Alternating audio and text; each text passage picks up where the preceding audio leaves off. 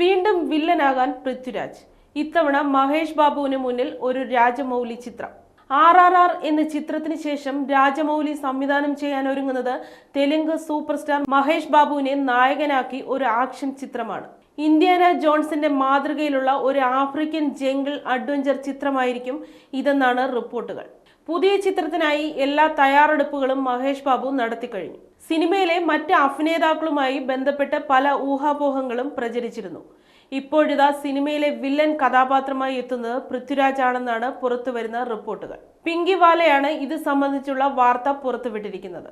ഇതിനു മുൻപ് പ്രഭാസ് നായകനായ സലാറിലും അക്ഷയ് കുമാറും ടൈഗർ ഷെറോഫും നായകന്മാരായ ബഡേ മിയാൻ ചോട്ടെ മിയാൻ എന്ന സിനിമയിലും പൃഥ്വിരാജ് വില്ലനായി എത്തിയിരുന്നു.